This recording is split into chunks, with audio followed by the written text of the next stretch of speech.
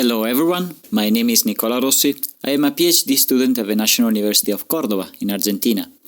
Today I will be talking to you about the effects of temperature on two important sexual selection mechanisms, mate choice and cryptic female choice, in the spiny lava lizard of Argentina. Let's start the introduction by talking about global warming and sexual selection. The effects of global warming on various aspects of reproduction have already been studied in several species of both endotherms and ectotherms. However, two particular mechanisms, mate choice and cryptic female choice, have received far less attention, even though they may play an important role in the reproductive success of individuals and populations. So, how may temperature influence these two sexual selection dynamics in ectotherms? In a precopulatory context, mate choice is important, as in many species females may choose males for their phenotype, and in ectotherms coloration may be an important cue. High temperatures may reduce the opportunities and the time available to individuals for mate choice, and in some ectotherms it has already been found that females may start to choose more randomly at increasing temperatures. In a postcopulatory context, cryptic female choice is an important mechanism that takes place within the female reproductive tract. The oviductal fluid may play a prominent role in enhancing the motility of the sperm of a preferred male. High temperatures negatively influence sperm performance in some ectotherms. Moreover, in our species, high temperatures also alter the oviductal fluid, thus hampering its functions. We took Tropidurus spinulosus, the spiny lava lizard, as our study species. It is a dimorphic, dichromatic and gregarious species whose males have high color variability in the flanks, and the colors are linked to reproductive traits. Reproductive individuals have a narrow preferred range of temperatures, thus they should react quickly to warmer environments. Our hypothesis was that high temperatures will relax the intensity of female choice in both precopulatory and postcopulatory contexts. For mate choice, we expected increasingly random choices by the females at increasing temperature. For cryptic female choice, we expected the oviductal fluid effects to be overridden by the high temperatures. To test our hypothesis, we designed three thermal treatments: a control treatment of 34 degrees, which corresponded to the preferred temperature of a species, an intermediate warming treatment of 36 degrees, and an extreme treatment of 38 degrees. For mate choice, we assigned each female to a thermal treatment, and we carried out the experiments in a three-section arena, where the female was introduced to a diet of males that differed by their coloration. We also provided two thermal refuges to allow the female to retreat and avoid overheating. We let the female interact with the diet and calculated the time that the female spent interacting with each male. We then marked as preferred the one with whom she interacted the most. We determined the extension of each color band of the flank of the males using a supervised classification.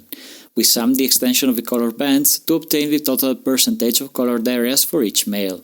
We then paired and used as diets those males that had similar snout vet length and at least a 20% difference in color extension. For cryptic female choice, we extracted oviductal fluid and sperm samples using non-invasive and non-lethal methods. We first prepared two solutions, one with the oviductal fluid and another control solution in which the oviductal fluid was replaced with saline solution. Both solutions were then split in half, one half of which was assigned to an incubation temperature of 34 degrees and the other to 38 degrees. Thus, for each male, after incubation, we recorded 4 total videos. We processed the videos and took 3 variables to characterize sperm motility: curvilinear velocity, straight line velocity, and the percentage of motility. The results for mate choice indicate that females spent less time interacting with the diet at high temperatures. Females selected colored males at 34 degrees, and despite being marginally significant, we found a clear trend that temperature modifies this pattern, as at 38 degrees females started to choose males more randomly.